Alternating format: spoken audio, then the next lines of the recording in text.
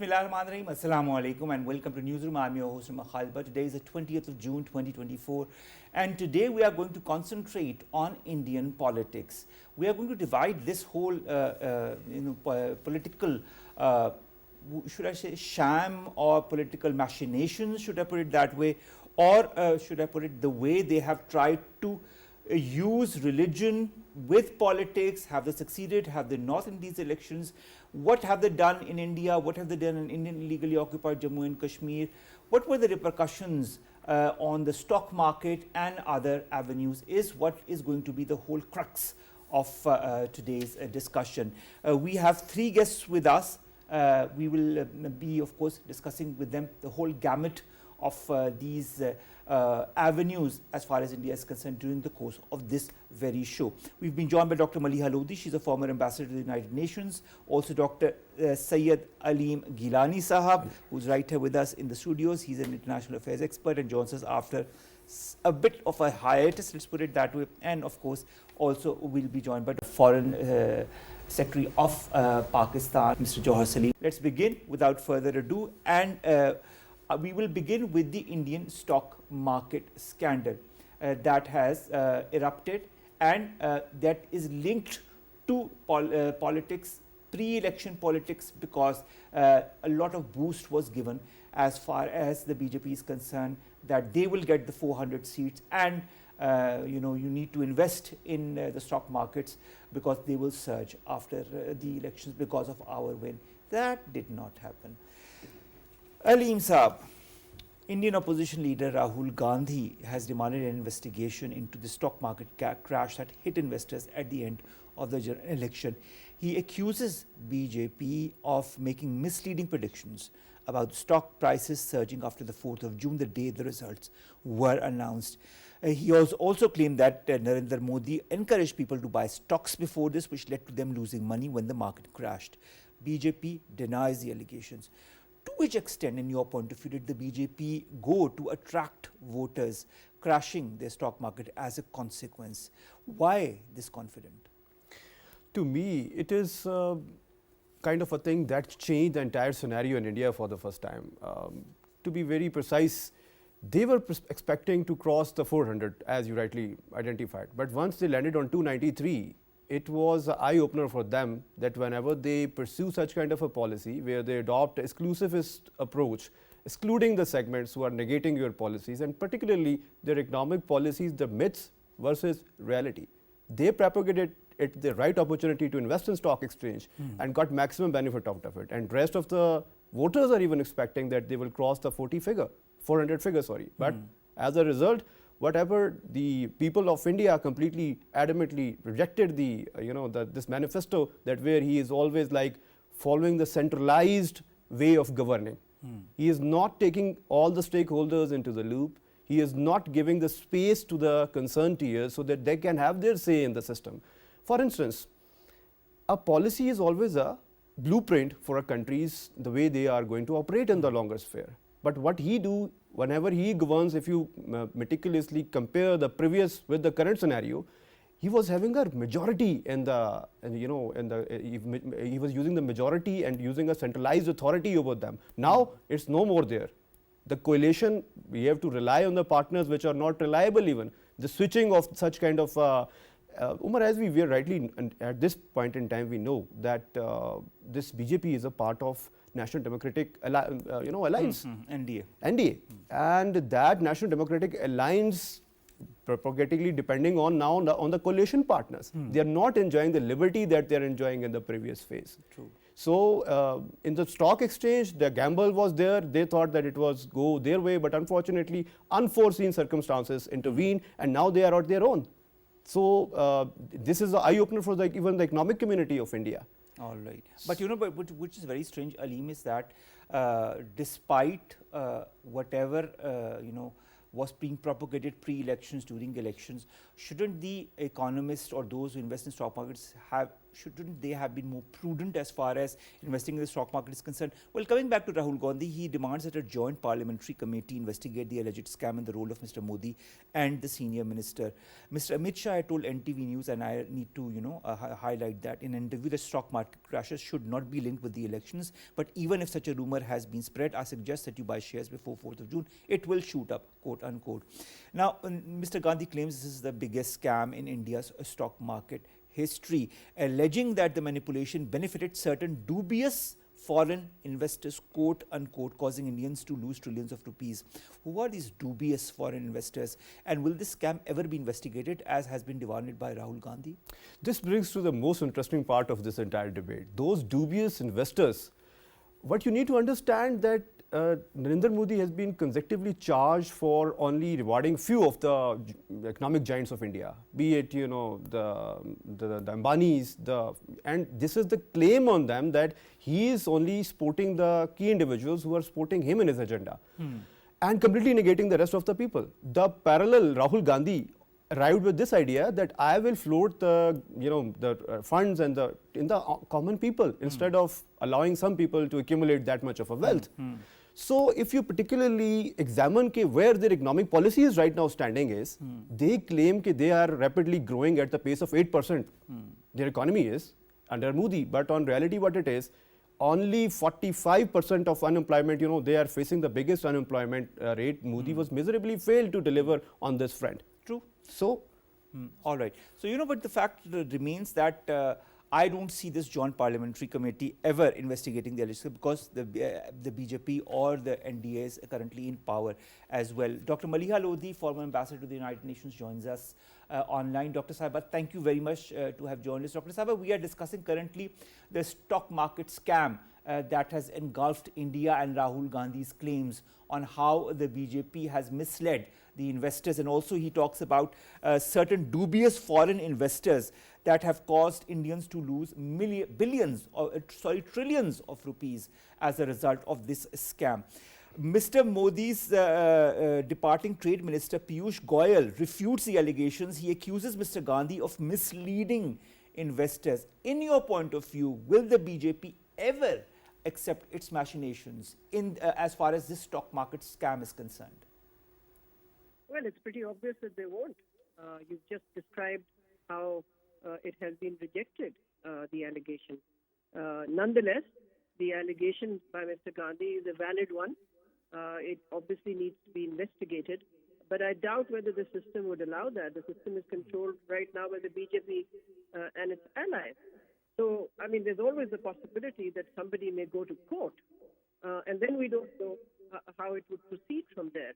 But I think more importantly, what this does show, the press conference that Mr. Gandhi addressed and Mr. Gandhi's very sort of robust role now, what it does show is that Prime Minister Modi in his third term in office is going to be confronting a very strong and powerful opposition.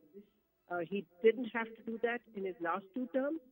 So in this term, he has to deal with and navigate through one, coalition politics, which he's never done before, of this kind where he's dependent on allies, and secondly, a powerful opposition which will continue to hold his government to account. So I think we need to look at the bigger picture beyond the allegations about this scam.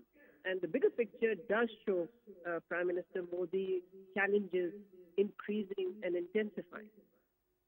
All right. Also, Dr. Sahiba, you remember the exit polls that came out predicting that the BJP would comfortably win a majority, securing more than 272 seats in the 543-member parliament, while together with its alliance partners, the figure is going to touch 360 to 370.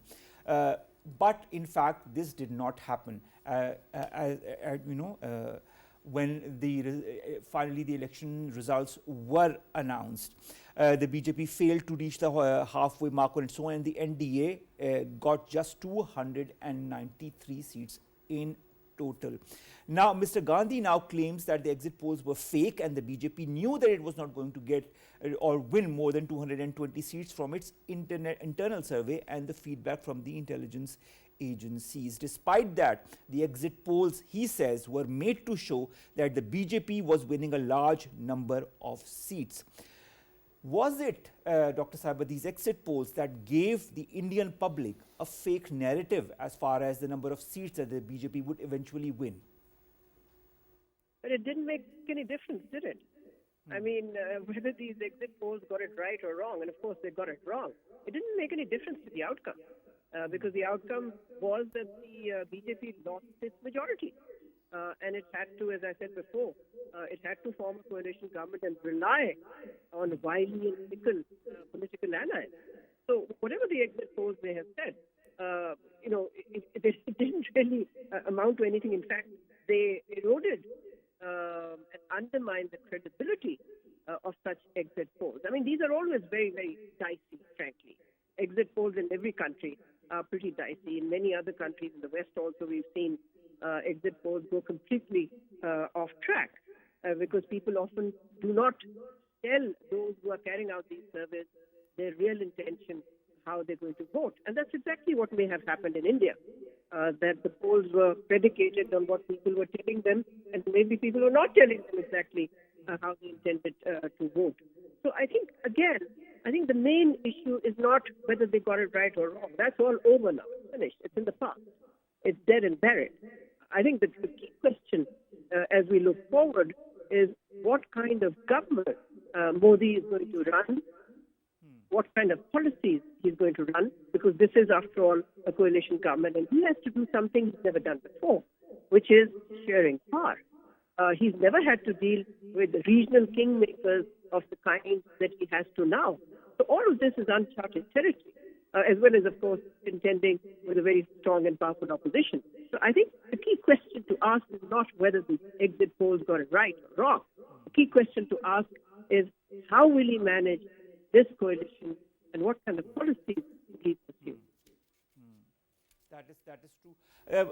I would also now like to revert to another part, because we are kind of dividing this whole show into different parts, and this all kind of relates to Indian politics. Let's come to the cabinet that Narendra Modi has placed.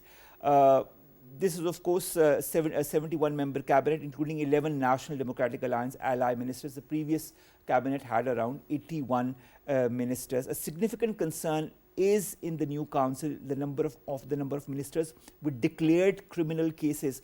28 ministers, 39% have criminal cases against them. This includes 19 ministers with serious criminal charges such as attempted murder, kidnapping and crimes against women.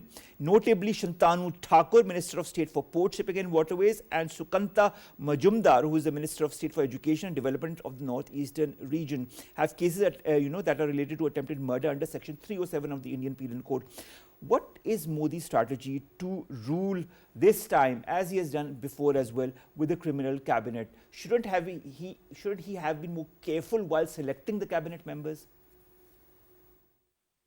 Well, I think the main thing is that Prime Minister Modi has retained some of the key players in this government who were also in his government in the past. I think we need to keep the focus on that, because they're the ones who are going to be making policy. So whether it's the Home Minister, it's the Foreign the Minister of Finance, and of course himself holding the highest office in India. So the key is the fact that we are likely to see more of the same in terms of policies, but we're also going to have to see how he will deal with others that he has to bring in, that he has had to bring in the cabinet, who are his coalition partners. So how much influence will they wield? For example, a key question in my mind is will his sort of coalition allies prevail on him to moderate his Hindutva agenda, his Hindutva policies? I don't know. I think it's hard to predict right now. In the past, these coalition, of course it was a coalition government before also, except that the BJP had a majority last time. This time it doesn't. So it has to be seen whether these regional as well as other coalition partners will shape policy, because last time they were not in a position to do that. And in fact, they did nothing, absolutely nothing, to limit most of these anti-Muslim policies as well as his Hindutva agenda. I totally agree with you on that. Kindly stay online with us. We're reverting to our guest in the studios, Aleem Gillani. Aleem, this whole report that also shows or sheds light on the ministers and their dubious past and their criminal records as well. Also talks about 5 ministers who have cases related to crimes against women, which include the Minister of State for Home, Bandi Sanjay Kumar, Thakur Majumdar, Minister of State for Petroleum, Natural Gas and Tourism, Suresh Gopi, and Tribal Affairs Minister, Jauhar Oram. Also, it identifies 8 ministers with cases related to hate speech. And this is something that we have been highlighting quite a lot in our shows as well. I mean, how can you include ministers, or has it been your strategy all along to be patriarchal, misogynistic, hate-mongering cabinet? To answer this, you first need to check out the titles of the news that appeared in the main leading newspapers of India. A victory that feels like defeat and a defeat that feels like a victory. So in order to include all these individuals, in order to remain in that powerful position, they have to maintain a cabinet where definitely, you cannot buy someone's loyalty without offering someone something in return. True. The return is that they will accommodate their charges, their dubious character in reply to their loyalty to Narendra Modi government. What you need to understand here is that Narendra Modi always reinvent himself as a politician. In the first 2 tenures, that scenario was entirely different. He was in the majority. Now he knows the vulnerability. Just remember, he appeared in the chessboard of the politics in the post-riots 2002 Gujarat, if you can recall that. And from the emperor of Hindus to the CEO kind of a pro-business man, he reinvented himself as a politician. Now this is the biggest challenge from Modi, that whether he will again be able to reinvent himself as a a coalition partner, as a coalition monitoring head. So that is a challenge. All right. We've also been joined, ladies and gentlemen, by the former Foreign Secretary of Pakistan, as well as an eminent diplomat, and currently heads in a very important think tank, Mr. Jauhar Saleem. Ambassador Jauhar Saleem, thank you very much to have joined us. Pleasure. Ambassador Jauhar Saleem, we are discussing different aspects of the Indian politics or political machinations, pre-elections, during elections and post-elections. Now what we are discussing right now is the cabinet that has been formed, and that is of course a major chunk is that who have dubious past, who are involved in criminal cases, cases against women, hate speech, and that is what we are discussing with our 2 panelists. So continuing on that, there is another aspect of the cabinet as well that is very interesting, and that is the wealth of the cabinet members. The new ministry is predominantly composed of wealthy individuals. 70 out of the 70 ministers are millionaires or multi-millionaires, let's put it that way. The average assets of these ministers are valued at 107.94 crores, 6 ministers declaring assets exceeding 100 crore rupees, Indian rupees. Does this concentration of wealth among all of these ministers underscore the financial disparity within the political landscape in India, a country that claims itself to be the largest democracy, although it has a huge chunk that lives below the poverty line? Yeah, India is a flawed democracy, if it could be called democracy at all, because the institutions in the world which watch democracy and transparency, they have downgraded Indian political system by several notches in recent decades and years. What we have seen here, first of all, you've mentioned about the criminal past of many of these members. This is nothing new. In these elections, out of the total candidates that contested, which were like almost 8,000, 20% had criminal cases, serious criminal cases. But they could have selected those without any criminal cases. Why go for a chunk of such ministers who have such dubious pasts? Yeah, I'm coming to that. In the last elections in 2019, this percentage was 19%. And those with serious criminal cases then were 13%, now are 14%. So it's an increasing trend. Only in the last elections, it was 42% who had criminal cases. Yeah, those were the elected ones. So I'm talking in terms of the candidates. So the thing is, out of the ministers, as you mentioned, this concentration gets much higher. 70 out of 71 ministers have criminal cases. No, or have wealth, have increased wealth. The number of ministers who have criminal cases in this very, are around 19 or 20, if I'm not wrong. In fact, yes, 19 ministers have serious criminal charges, and there are, others who have less, dubious charges or hate, crimes against women or hate crimes. But the concentration is a bit less. The number, those who are wealthy, those who have a lot of amassed wealth, those are 70 out of 70. Yeah, I've seen those figures, exactly 100 crores, which is Indian rupees. And we have to remember that the declared wealth is generally just a fraction of the actual wealth, because declared wealth is calculated at the cost price of those assets. So which means that on an average, the actual wealth would be 200 to 300% more. That is of the value of the declared wealth assets would be 200 to 300% more, and that amounts to millions of dollars per MP. Now, why is that? What is the stereotype of an Indian politician in India, as shown by Bollywood, for instance? It's a hypocrite who is extremely corrupt financially, morally, ethically. And that stereotype has not emerged out of nothing. It's based on the reality of Indian polity. Corruption is a fact of life in India and Indian politics in particular. We all know that the nexus between some of the top businesses there, for instance, Reliance, for decades they had a very close nexus with BJP. Similarly, Adani has a very close nexus with BJP as well, and then there were many others. So the big business in India, they thrive, but what happens to the small man, to the common man who still lives below the poverty line? That's what we have seen. You see, in India, for instance, the development that we have seen, the unprecedented development in the last few decades, particularly, let's say if we take the last 10 years, where the average growth has been 7 to 8%, this is phenomenal. This is the highest in the world for a major economy.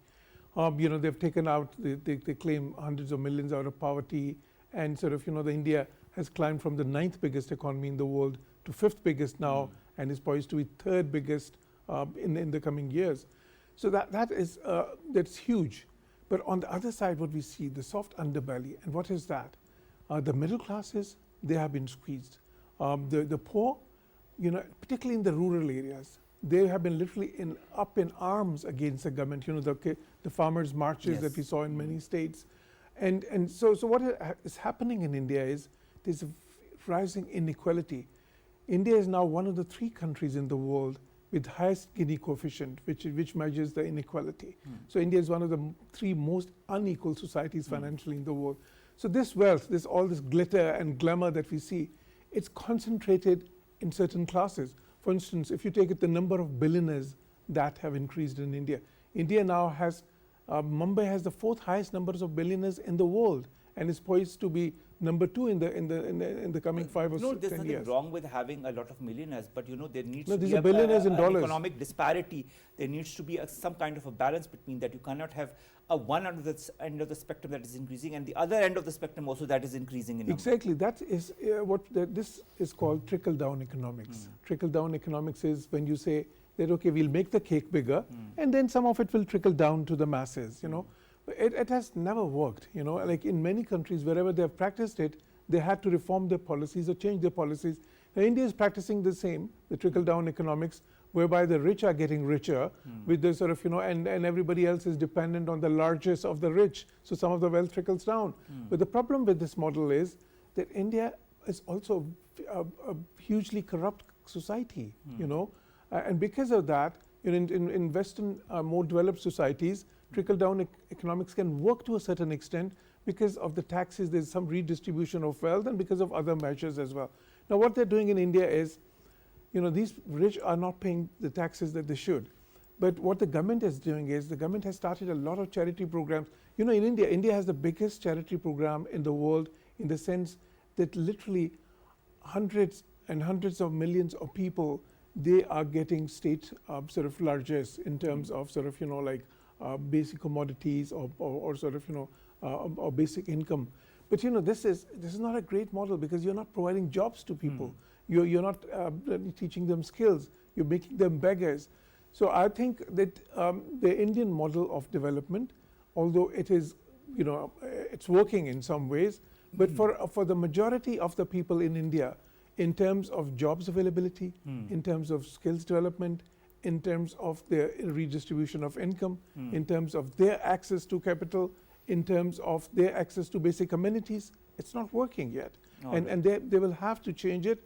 Otherwise, Modi could run in very serious problems. And now that he's in a coalition and no longer in a majority, so that also puts his whole positioning in this new government under pressure. Yeah, and that was the anger. Some of the angers, which was evident in this election, because you see, when the projections didn't work, because the projections, they were talking about up ki baar 400 par and to 2/3 majority. And at the end of the day, the difference between India Alliance, the Congress-led alliance, it's not that much.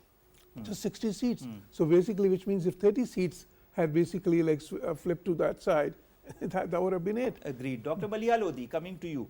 Flanked by BJP officials, party leaders of his coalition, Modi had vowed in a ceremony marking his former assumption of power to, quote-unquote, bear true allegiance to the Constitution of India. If you remember well, during the election campaigns, he has said that he would, get 400 seats and change the constitution. And there was a lot of, hue and cry about changing the Constitution of India, and that is what Rahul Gandhi had alluded to at that time as well, that India will no longer be a democracy if that happens. But my question is twofold, Dr. Saiba. Will this coalition shift parliamentary politics and force Modi's once domineering BJP into a somewhat more conciliatory approach, or does this cabinet show otherwise? My second part of the question concerns Modi. Will he take the call from his new allies to A, dismiss the BJP chief minister in Manipur, under whose watch the state was torn and witnessed gory misogynistic crimes? How will he respond to calls as well for probe into the allegations of financial crimes in defense deals and, of course, the electoral bond saga that we have discussed in the past as well? Your questions are longer than my answer. So I'll try to do my best, but your questions kind of answer your own question. I will say this. I think the more important question is that it is a challenging scenario for Prime Minister Modi, because he is in a coalition and the BJP does not have a majority. It lost its majority. I think all of that is going to oblige him to focus a great deal of his attention and energy to domestic political consolidation. And this will likely see him double down on his Hindutva ideology to reinforce his Hindu base, especially as the BJP was not able to make inroads beyond its strongholds. In fact, it did quite badly also in the Hindi belt. So, I think his sort of vicious anti-Muslim rhetoric, the BJP's anti-Muslim rhetoric during the election campaign, the Muslim bashing that we saw, to my mind, was not just a tool of political strategy. It reflected their deeply seated beliefs about the place of Muslims in Hindu India, as they want it, as they aspire towards it. And I think its hardline policy towards Muslims is therefore likely to continue. So, in partial answer to your question, coalition partners are unlikely to restrain the BJP in this regard. Because I think to consolidate its Hindu constituency, because Modi can see how his support has been eroded. So he'll want to consolidate whatever he has. He will want to hold on to it. So he may pursue with even greater vigor his party's Hindutva agenda, which could involve actions such as a uniform civil code, ending reservations for Muslims, and seizing mosques in a number of cities to claim them as old temples. So these are all part of the BJP's manifesto. I think that is the key question that we don't know the answer to, but my own sense and my own perspective is that this is how the Modi government is likely to consolidate its domestic political base, which is clearly so eroded by its loss of the parliamentary majority.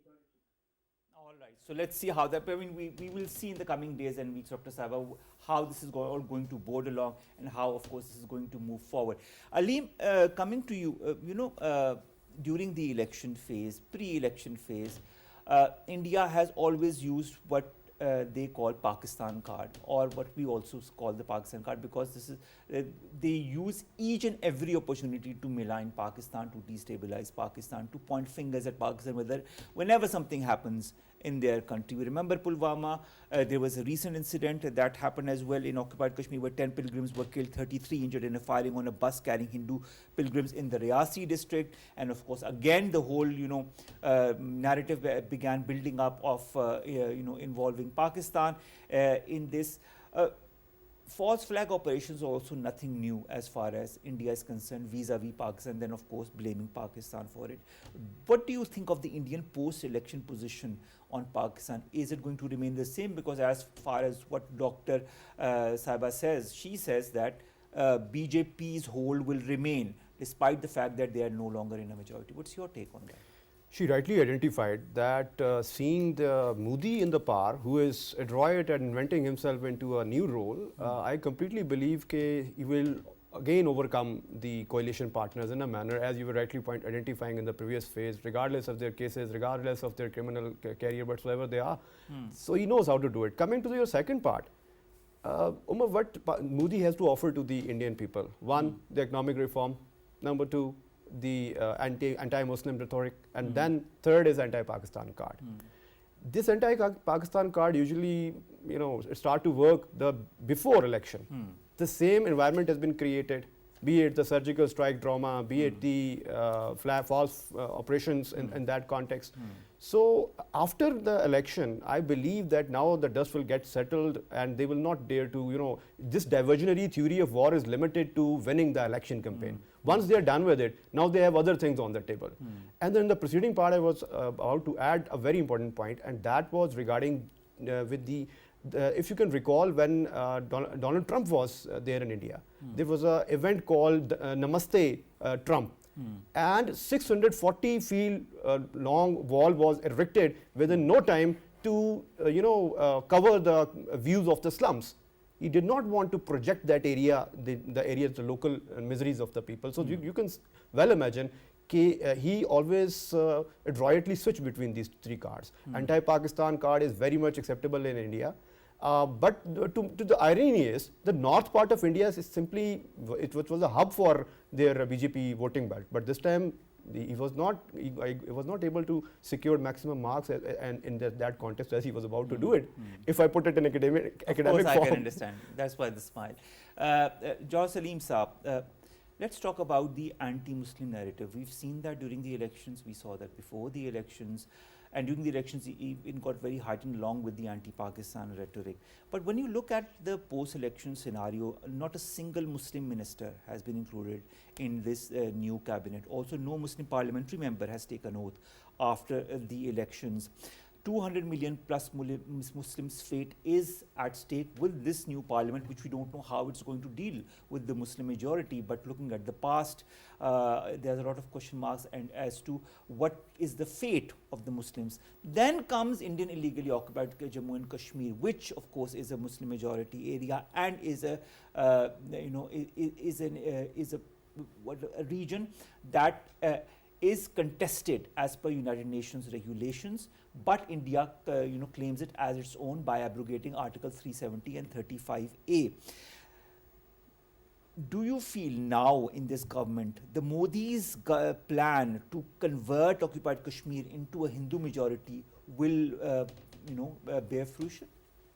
Yeah, the three questions, I'll address them one exactly. by one.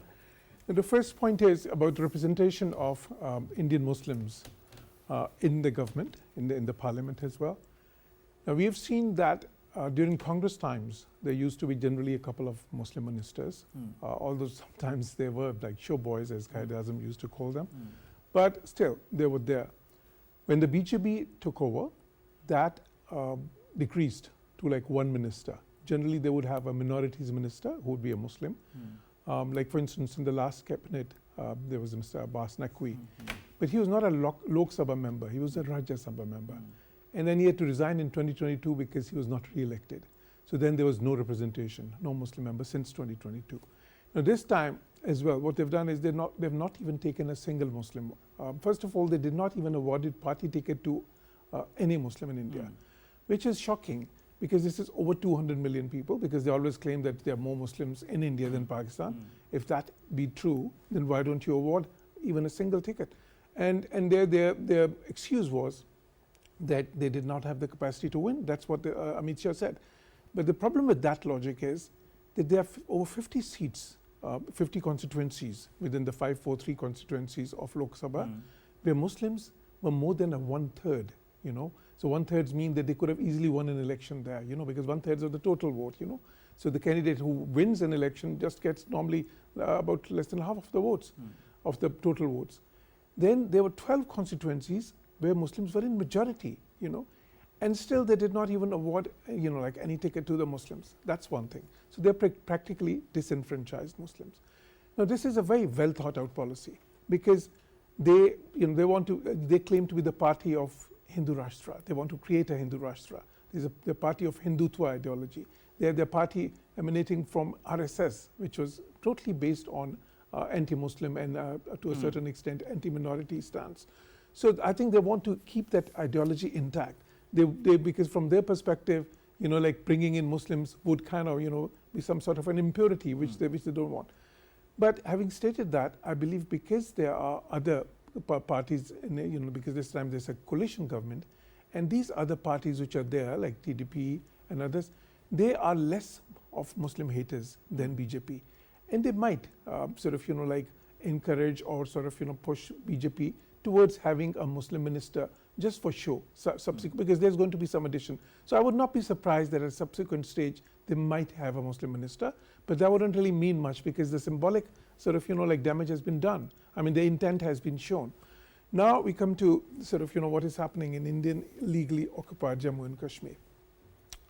So that was one of the, you know, like campaign manifestos, you know, like that they had for the 2019 elections, that we will do away with the Article 370, we will do away with Article 35A.